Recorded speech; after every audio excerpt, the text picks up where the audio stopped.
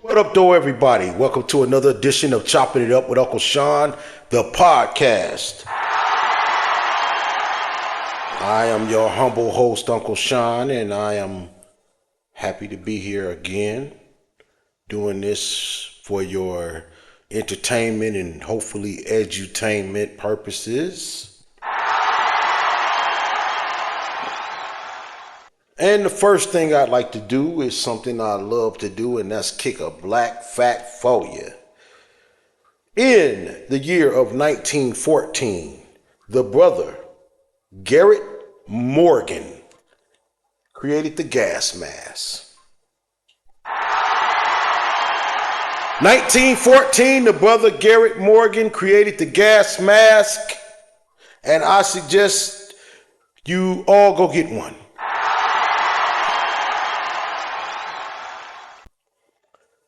You know, I was going to do like a little short about two albums that were named the same name and which one of them I thought was the better of the two, because I thought the better of the two was far better than the other one. And the album I'm talking about is The Blueprint. The Blueprint by Boogie Down Productions, BDP. And The Blueprint by Jay-Z. Now, my initial analysis was that The Blueprint by Boogie Down Productions was much, much better than The Blueprint by Jay-Z. But I said, in all fairness, because I listened to The Blueprint by Boogie Down Productions quite regularly, so I know that album very, very well. But I do not listen to Jay-Z's Blueprint very often at all. Matter of fact, I'll be honest, never listened to the entire album. Yep. I cast judgment from the few songs that I had heard. And I'm like, because first of all, I'm an old school hip hop head. I don't believe in what we used to call biting. And biting, for you younger people or people who have forgotten, is when somebody does something or says something or presents a certain style. You don't do that. If you do, that was called biting. You don't name your album the same as somebody else's album, because that was biting. And only sucker MCs bit. Only sucker MCs bit. So when Jay-Z, I'll admit it. First of all, I will admit one thing for certain. I am not the biggest Jay-Z fan. I'm not. Yeah, I know. I don't consider Jay-Z to be the greatest rapper ever, or even from his borough. So I actually do consider KRS-One to be the greatest rapper ever. To me, on any list of MCs, KRS-One is number one. And I'm talking about strictly from a hip hop rap perspective. I'm talking about bars. I'm talking about show. I'm talking about charisma. I'm talking about style. I'm talking about everything that has something to do with hip hop. Shit. I have never seen KRS-One get on somebody's record or have them get on his record and him get outflowed. But I've seen that from Jay-Z. Yeah, I have. Eminem murdered that dude on his own shit. And then again, Nas. And I'm not even gonna front on that song that he did with Nas. What's that? Black Republican. Jay-Z kicked a fire ass verse. Fire. It was fire. Nas's was better though. I'm sorry. It was. It was. Also, I love the dough with him and Biggie. I think that was actually, I think he murdered Biggie on that one. So just to let you know, I'm being totally objective. So what I did today was I listened to Jay-Z's The Blueprint in its entirety for the first time ever.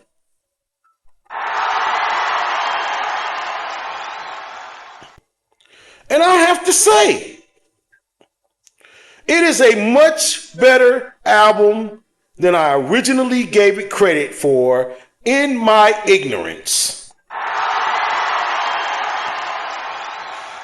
But still ain't as good as The Blueprint by Boogie Down Productions.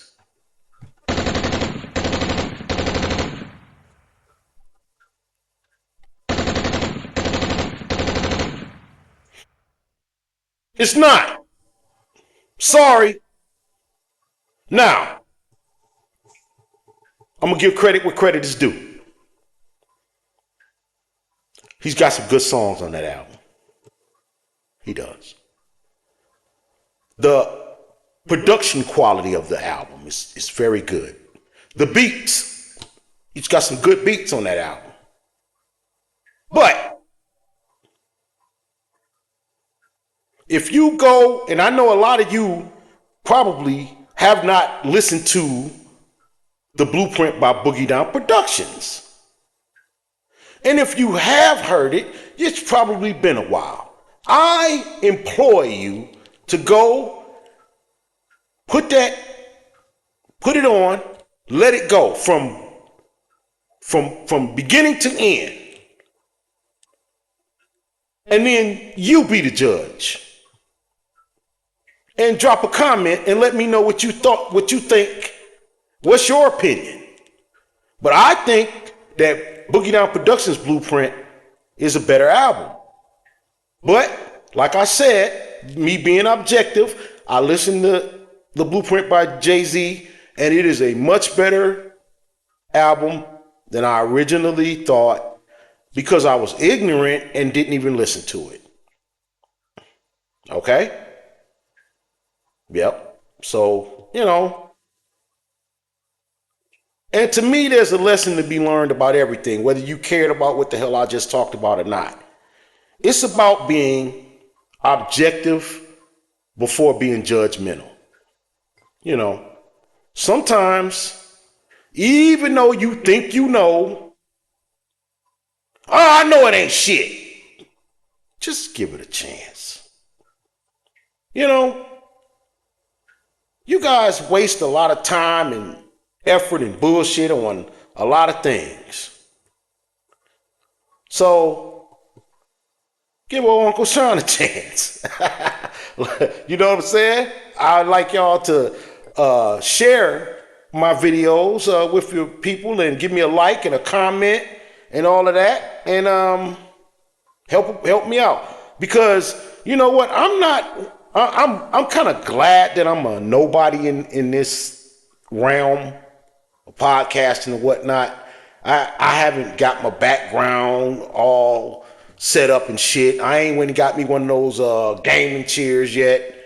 And but I do this because I enjoy doing it. Just like You might be sitting around drinking and smoking for your entertainment. This is what I do for mine.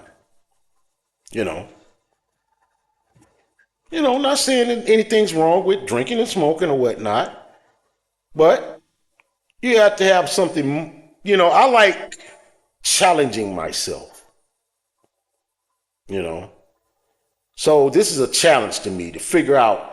Okay, I done seen all these old big YouTubers and big podcasters and shit. You know what I'm saying? They didn't did. They do their thing. And shout out to them. But can I come up from the mud, the grime, the grit, from nothing, 2, 3 subscribers, 4, 5 views, and can I just keep chugging like the little engine that could? I think I can. I think I can. I think I can, and start getting more and more people listening and looking and just vibing with a brother. You know what I'm saying? Because I'm just being me. I don't try to act like nobody. And I don't try to talk about what everybody else talk about. It's a whole lot of shit I could just turn on. I could do like a lot of other podcasters do and turn on the motherfucking news or scroll on the internet and figure out what's popping and just talk about that. Everybody, you see something, Afro Man, and I'm glad that the brother won his case. He was done wrong, and I wish they'd have let him sue those bastards. But that punk ass judge threw the case out, his lawsuit out, and let the police attempt to sue him. But I'm not going to make a podcast about that because there's 8,000 podcasts about that.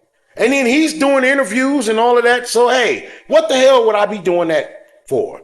Everybody knows about the war in Iran, and you got all these other folks, and they telling you how it's going, and some reports saying, hey, the U.S. and Israel getting their ass whooped and whatnot. I can't worry about that.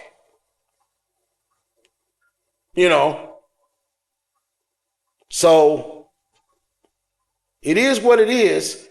And me personally, I'm going to talk about the shit that's close to me or that I can afford to think about. Because what a rogue nation and a rogue president, what they decide to do, all I can do is watch and prepare myself mentally and physically and emotionally and preparedly as best I can, because I have no control over any army or any navy or anything like that. I can pray to the entity that I pray to, which is not the ones that those folks pray to. And I recommend that us people who don't pray to the Lord of this world, that we pray that our enemies meet their demise and we remain safe.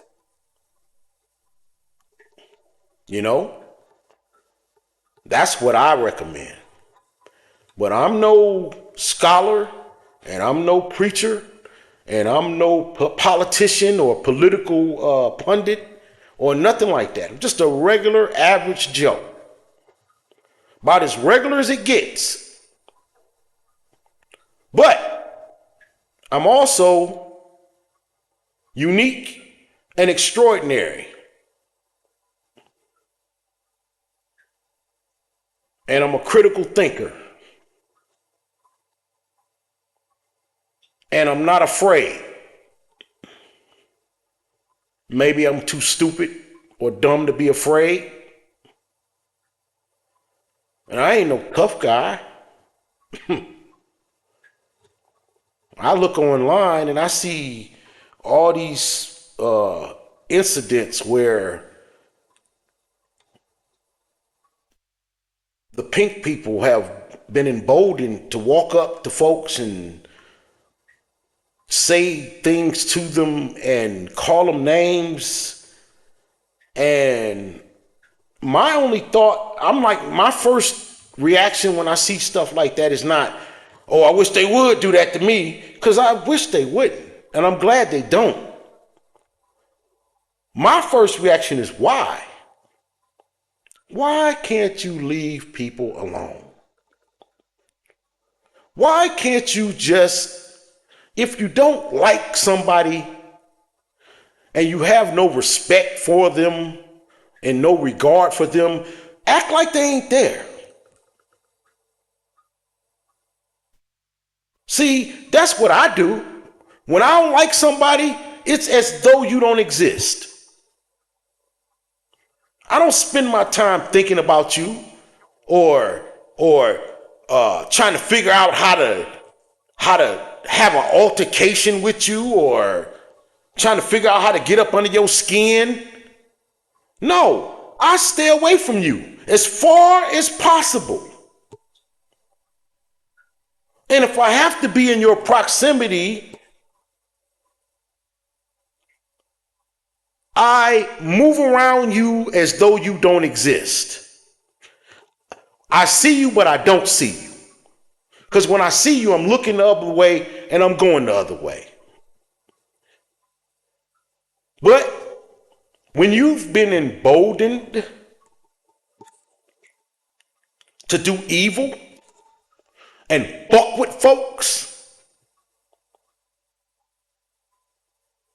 and a lot of you get your asses kicked, and then you scream victimhood because you believe that the authorities are going to come and automatically take your side because you've got the complexion for the connection, even though you didn't sat up there and did everything in your power to start shit. Because guess what? Most black people, when confronted with pink people, snow roach violence or haunting or whatever, we try to avoid it. We'll walk off, be like, hey, leave me alone. You get a chance that a lot of other black people don't get. You know? But, I mean, for the most part, we are chance givers. And I've seen disturbing videos where this person just pursued the beatdown. And a lot of times they look very surprised when they start to get beat down. Do these motherfuckers think that it's 1932 or 40 or whatever again? Where they call you boy and slap you upside the head and all you can do is put your head down and say, yes. Let me tell you something. And I honestly believe this with all my heart. And if you happen to be one of those people who long for the good old days and to make America great again and forget about the Civil Rights Act and black, people need to bring back Jim Crow. If that's you, I want you to understand this. Even if they put that shit on the books,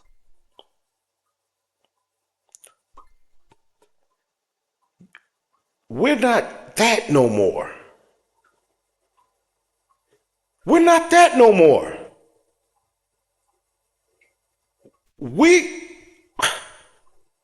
Listen, everything will be gone. Everything would be gone. We with that now. We're not those people no more. Not by a long shot. Our children for sure not. Shit.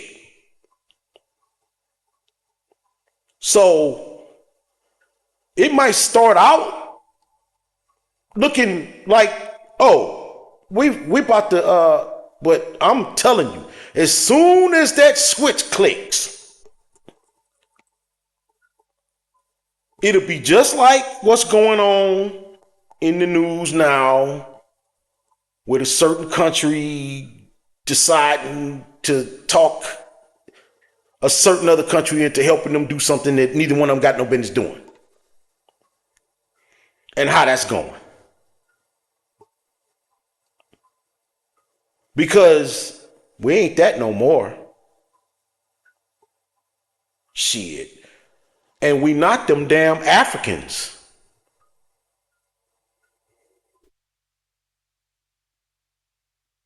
Shit. Now, I ain't gonna talk about the Haitians because they stand up for themselves. Yeah, I ain't gonna talk about them. They stand up for themselves. I believe the Jamaicans stand up for themselves. But a lot of those Africans from over there, they don't stand up for themselves. Yeah. So, but us, just from here, we won't be no comfortable living nowhere. Best leave us alone. Got enough problems with all that other shit you're starting all over the place. You know? So I don't get it. Because we don't bother nobody. Shit. But hey. And this has been another episode of Chopping It Up with UncleChon, the podcast. And this has been funded, directed, produced, written, and performed by yours truly, UncleChon. Peace.